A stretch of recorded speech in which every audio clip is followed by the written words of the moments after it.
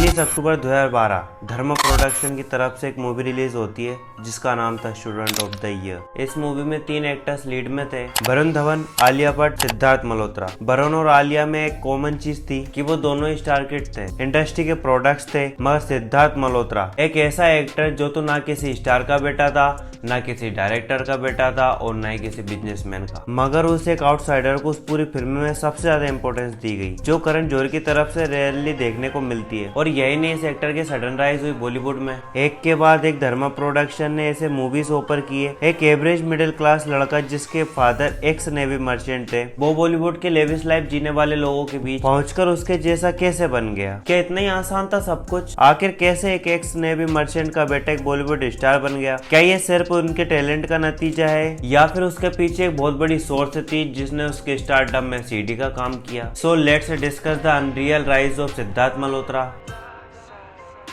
सिद्धार्थ का जन्म 16 जनवरी 1998 में न्यू दिल्ली में हुआ था और उनका परिवार काफी सपोर्टिव था और उन लोगों ने हमेशा उनके एजुकेशन और करियर में साथ दिया। सिद्धार्थ ने स्कूलिंग डेन वास्को स्कूल और नेवी चिल्ड्रन स्कूल से की है। स्कूल के टाइम पर उनका इंटरेस्ट स्पोर्ट और एक्टिंग में था। वक्त के साथ साथ उनका इंटरेस्ट मॉडलिंग और फिल्म इंडस्ट्री की तरफ बढ़ गया। उन्होंने अपने कॉलेज की पढ़ाई भी दिल्ली से की, लेकिन उनका मेन इंटरेस्ट शुरू से ही फिल्म इंडस्ट्री में था। कॉलेज खत्म करने के बाद सिद्धार्थ मल्होत्रा मुंबई अपनी किस्मत आजमाने चले गए। शुरू में उनका मोटिव एक मॉडल बनने का था और जो वो बन भी गए थे। सिद्धार्थ हमेशा से गुड लुकिंग और टॉल थे, जिसने उनकी मॉडलिंग करियर में काफी ज्यादा हेल्प करी। मॉडलिंग और एड्स का परफेक्ट कॉम्बिनेशन सिद्धार्थ के करियर में फाइनेंशियल काफी हेल्पफुल रहा, क्योंकि एक तरफ मॉडलिंग में बहुत बड़े बड़े डिजाइनर के लिए शोज परफॉर्म कर रहे थे सिद्धार्थ, और वहीं दूसरी तरफ एड्स में भी काम करके काफी अच्छी खासी अर्निंग हो रही थी उनकी। मगर कुछ ही टाइम में सिद्धार्थ अपने मॉडलिंग करियर से बोर हो गए और वो काफी ज्यादा डिससेटिस्फाइड थे। अब उन्हें मूवीज करनी थी और उन्होंने ऑडिशंस दिया और अनुभव सिन्हा ने उन्हें मूवीज के लिए साइन भी कर लिया, मगर आज तक वो मूवी बनी ही नहीं। फिर वो करण जौहर के धर्मा प्रोडक्शन में एज ए असिस्टेंट डायरेक्टर के तौर पर ज्वाइन करने गए और सरप्राइजिंगली करण जौहर ने एक आउटसाइडर को अपने साथ my name is my Khan में एज ए असिस्टेंट डायरेक्टर भी ले लिया, जिसके बाद एक बार फिर सरप्राइजिंगली करण जौहर ने इन्हें सन 2012 में I student of the year में कास्ट भी कर लिया। ना उसमें सिर्फ कास्ट किया बल्कि वरुण धवन से भी ज्यादा सिद्धार्थ को लाइमलाइट दिया, वरुण धवन से ज्यादा अच्छा कैरेक्टर दिया। वो तो वरुण खुद एक स्टार फैमिली से आते थे, जिस वजह से सिद्धार्थ ने उन्हें ओवर शेडो कर दिया। उसके बाद भी वरुण के करियर पर कुछ फर्क नहीं पड़ा, बल्कि आज के टाइम पर सिद्धार्थ से ज्यादा सक्सेसफुल एक्टर हैं वरुण धवन। सिद्धार्थ और वरुण में कंपैरिजन करें तो वरुण ने ज्यादा मूवीज भी करी हैं और ज्यादा हिट्स भी दिए हैं। सिद्धार्थ की थिएटर रिलीजेस मूवीज के बारे में बात करें तो 13 में से सिर्फ 2 ही मूवी ऐसी रही है जो कि सेमी हिट रही है और एक मूवी हिट रही है। बाकी सारी मूवी लगभग फ्लॉप ही रही है और इसमें से सबसे ज्यादा मूवीज इन्होंने धर्मा प्रोडक्शन के साथ करी है जो की फ्लॉप रही है। ऐसे में एक ही सवाल बार बार दिमाग में आता है कि इतना बड़ा प्रोडक्शन एक फ्लॉप एक्टर्स को इतनी ज्यादा मूवीज ऑफर क्यों कर रहा था? फेमस जर्नलिस्ट सीमी चटाके ने एक इंटरव्यू में ये खुलासा किया था कि सिद्धार्थ मल्होत्रा और करण जौहर रिलेशनशिप में थे। मुझे सिद्धार्थ मल्होत्रा पे एक जमाने में बड़ा तरस आता था कि करण क्या कर रहे हैं, उनका फायदा उठा रहे हैं, लेकिन Siddharth Malhotra was very smart कि करण जौहर इतने प्यार में पड़ गए थे सिड के। ये मैं भी जानती हूँ कि जब सिड उनको धोखा देके निकला यूज कर, तो करण जौहर बहुत टूट चुके थे। जी हाँ, सिद्धार्थ मल्होत्रा और करण जौहर को कई बार डिनर डेट पे जाते हुए भी देखा था लोगों ने। करण जौहर सिद्धार्थ के लिए काफी एक्सपेंसिव गिफ्ट्स वगैरह लिया करते थे। ये गिफ्ट्स इतने ज्यादा एक्सपेंसिव थे कि सिद्धार्थ अपने इनिशियल टाइम पर इन गिफ्ट्स को अफोर्ड करने की सोच भी नहीं सकते थे, मगर करण जौहर शुगर डैडी की तरह उन्हें सब कुछ दिलाया करते थे। दैट टाइम ना आईफोन की वो नई एक्सपेंसिव वाली फोन लॉन्च हुई थी। करण लंदन और मिलान से होके आए थे, उन्होंने उसके लिए प्राडा के बैग्स लेके आए, गुच्ची के कपड़े लेके आए, आईफोन लेके आए।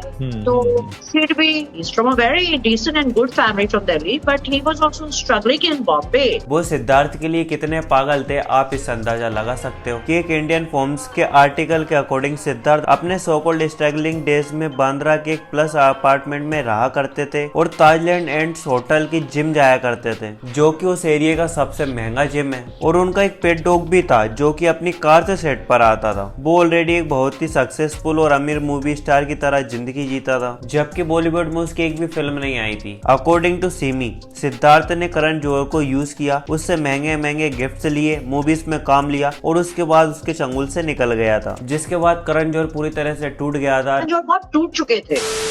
नहीं तो कार्तिक आर्यन हो या सुशांत सिंह राजपूत, करण जौहर किसी भी आउटसाइडर को इतनी आसानी से चांस नहीं देता जितना उसने सिद्धार्थ मल्होत्रा को दिया, जबकि सिद्धार्थ ने सिर्फ और सिर्फ उसको लॉस करवाया। शायद ये भी एक रीजन हो सकता है कि करण जौहर का धर्मा प्रोडक्शन आज के टाइम पर बहुत ही ज्यादा भारी लॉस में है। इसी कारण उन्हें अपने 50% शेयर बेचने भी पड़े, सिर्फ और सिर्फ अपने पसंदीदा लोगों को काम देना और जो इनके साथ रिलेशनशिप में नहीं आए उनको लात मार देना, या फिर एक्टर्स के साथ डर्टी पॉलिटिक्स खेलना, चाहे वो कार्तिक आर्यन हो या फिर सुशांत सिंह राजपूत या फिर प्रियंका चोपड़ा ही क्यों ना हो। करण ने सबकी लाइफ के साथ खिलवाड़ किया है। कोई इस पॉलिटिक्स को झेल पाया तो कोई नहीं झेल पाया, एक ने दुनिया छोड़ दी और एक ने देश। हालांकि कार्तिक ने समझदारी दिखाते हुए करण और उनके लफड़े के बारे में ज्यादा बातें नहीं करी, जिस वजह से उसने करण का ईगो हर्ट नहीं किया और शायद इसी कारण वो इंडस्ट्री में बना हुआ है। वरना करण की जैसी आदत है उसके हिसाब से तो अभी तक वो इंडस्ट्री से उसका सामान पैक करवा चुके होते। खैर, इतनी सारी फ्लॉप्स मूवी देने के बाद फाइनली एक मूवी आती है जिसका नाम शेरशाह होता है, जो अगेन धर्मा प्रोडक्शन के बैनर के अंडर रिलीज हुई थी, मगर ये OTT पर रिलीज हुई थी, लेकिन तब भी लोगों ने इसको हद से ज्यादा पसंद किया और यही से कियारा और सिद्धार्थ के रिलेशनशिप की खबरें बाहर आने लगी। ये रूमर्स इतने ज्यादा बढ़ गए थे कि मीडिया सिर्फ ना इनके डेटिंग के बल्कि इनकी शादी की खबरें भी छापने लग गई थी। और हुआ भी भाई, 7 फरवरी 2023 के दिन कियारा और सिद्धार्थ ने शादी कर ली,